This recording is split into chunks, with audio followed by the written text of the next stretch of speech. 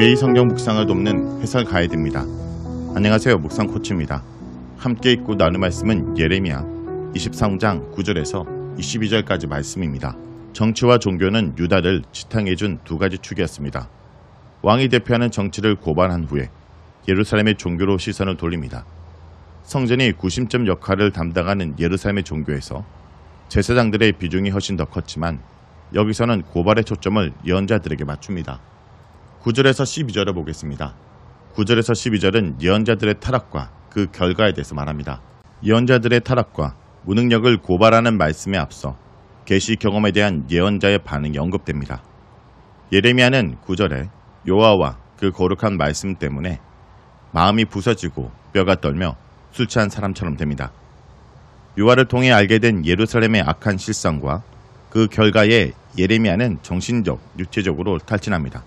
너무도 엄청난 충격과 절망감 앞에 통제력을 상실합니다. 10절에서 11절은 탄식의 원인이자 여호와께서 알려주신 계시의 내용이 무엇인지를 보여줍니다. 땅이 간음하는 자들로 가득합니다.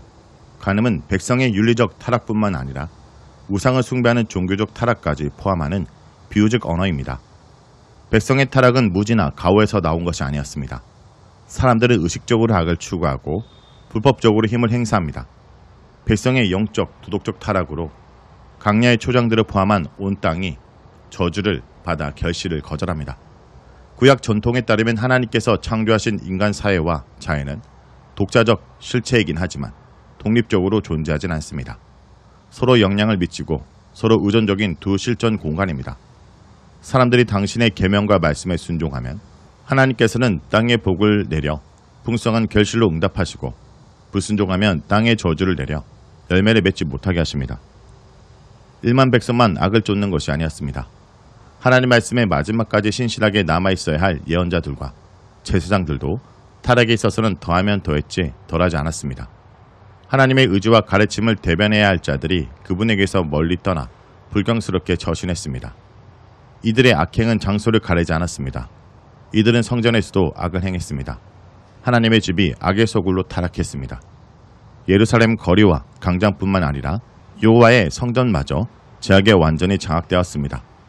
부패한 예언자들과 제사장들에게 심판이 선언되는데 이중적으로 주어집니다. 먼저 12절은 심판을 죄의 필연적 결과로 언급합니다. 죄인의 길은 미끄러운 통로와 같아서 멸망의 어둠에 떨어질 수밖에 없었습니다. 어둠에 잠겨 보이지 않는 미끄러운 길을 가다 미끄러져 넘어지는 것처럼 악인의 결국은 멸망입니다. 12절은 심판을 징벌로 선언합니다. 여호와께서 이들의 죄악에 심판으로 응답하십니다. 징벌의 해에 여호와께서 이들에게 재앙이 임하게 하실 것입니다. 13절에서 15절을 보겠습니다. 13절에서 15절은 예언자들의 가증한 일에 대해서 말합니다. 예루살렘의 예언자들을 고발하기에 앞서 먼저 사마리아의 예언자들을 정죄합니다. 사마리아의 예언자들은 바알의 이름으로 예언하면서 여호와의 백성을 잘못된 길로 인도하였습니다. 본문에서 바알을 의지하고는 바알의 이름으로로 우매함은 혐오스러운 것으로 번역이 자연스럽습니다. 예언자들이 잘못된 길을 가는 위정자들과 백성을 경고하고 고발하기는커녕 거꾸로 저들을 멸망으로 오도하였습니다. 사마리아 예언자들과 유사하게 예루살렘의 예언자들이 책망을 받습니다. 바알을 숭배하며 혐오스러운 짓을 행했던 사마리아의 예언자들에 비교하여 예루살렘의 예언자들이 나을 것이 하나도 없었습니다. 이들도 간음을 저지르고 거짓을 말하며 가증한 일을 범했습니다. 신앙과 윤리에서 타락한 예언자들은 백성의 악행을 고발하기는커녕 이를 합리화해 주었습니다.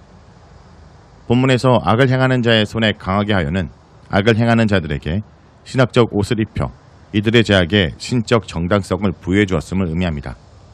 거짓 예언자들의 불의와 불법을 하나님의 선한 의지에 속한 것으로 선포해 주기에 아무도 악에서 돌아서지 않았습니다. 예언자들과 이들을 따르는 예루살렘 주민의 악행은 소돔과 고모라에 비교해 부족함이 없었습니다. 여호와께서 예루살렘의 타락에 1차적으로 책임 있는 예언자들에게 심판을 선언하십니다. 거짓과 악을 참과 선으로 왜곡한 자들에게 쓴 쑥을 먹이시고 독이 든 물을 마시게 하실 것입니다. 쑥과 독한 물은 이들이 겪어야 할 재앙의 혹심함과 쓰라림을 상징합니다. 특별히 예언자들이 심판에 떨어짐은 바로 이들이 예루살렘 부패의 원인이 있기 때문입니다. 사악이 예루살렘의 예언자들에게서 나와 온 땅에 퍼졌습니다.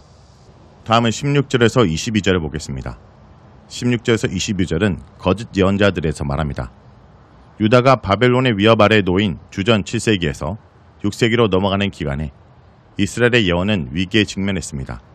많은 예언자가 서로 여호와로부터 계시를 받았다 주장하면서 신탁을 선포했는데 이들의 선포가 서로 일치하지 않으면서 혼란이 발생했습니다. 예언자들은 모두 유사한 형식에 따라 말씀을 선포했기에 참된 예언과 거짓 예언을 구별할 수 있는 객관적 기준이 없었습니다. 예루살렘의 구원과 심판 가운데 무엇이 여호와의 결정에 속한지 청자들이 임의로 판단할 수밖에 없었습니다. 당시 대다수 예언자는 구원과 평강을 외쳤고 유다 백성은 이들의 선포에서 여호와의 의지를 보았습니다. 주전 587년 유다의 멸망은 구원을 선포하는 자들이 거짓 예언자들임을 확증해 주었지만 이를 알았을 때는 모든 것이 너무 늦었습니다. 예언이 성취된 시점에서 해고적으로 평가하면 비교적 분명해지지만 예언의 말씀을 듣는 사람에게 참과 거짓의 평가는 불확실성의 영역에 속하는 문제였습니다. 16절에서 18절과 21절에서 22절은 이에 대한 몇 가지 기준을 제시해 줍니다. 처음 두 가지는 예언의 기원과 관련되고 다음 두 가지는 예언의 내용과 관련됩니다. 첫째, 거짓 예언자는 여호와 입에서 나오지 않은 제 마음에서 나온 이상을 말하며 사람에게 헛된 소망을 심어줍니다. 자신의 의지와 판단을 하나님의 계획인 양 선포합니다. 여호와께서 내보내지 않았는데도 다름질하며 그분의 이름으로 예언합니다.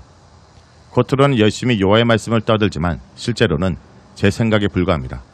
둘째, 거짓 예언자는 여호와의 회의에 참석하여 그분의 말씀을 듣지도 못했음에도 마치 회의에 참석했던 것처럼 그분의 결정을 선포합니다.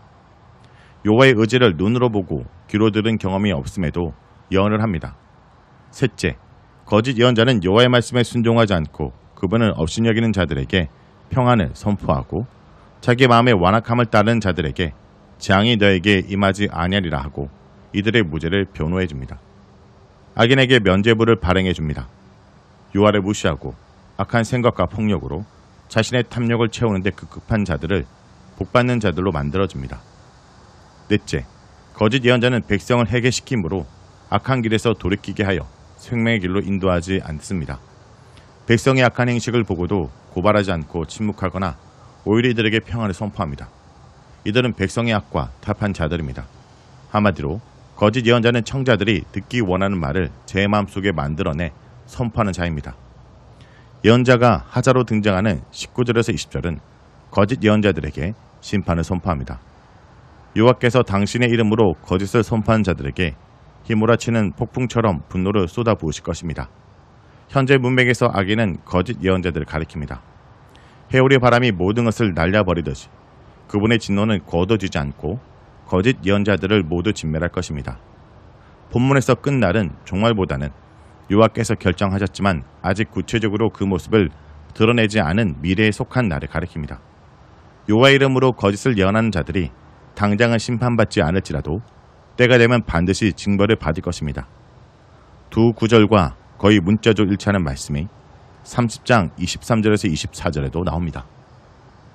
자, 여기까지가 예레미야 23장 9절에서 22절까지 말씀입니다.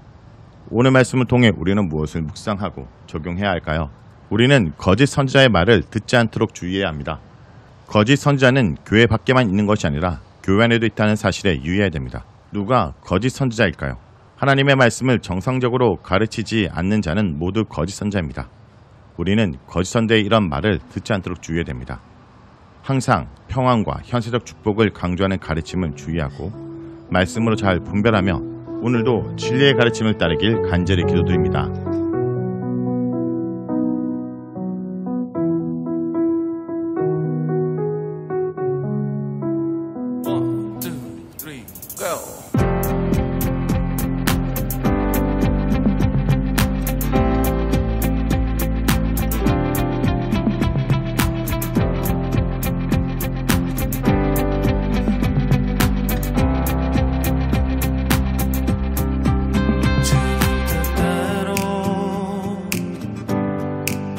살기로 했네. 주님 뜻대로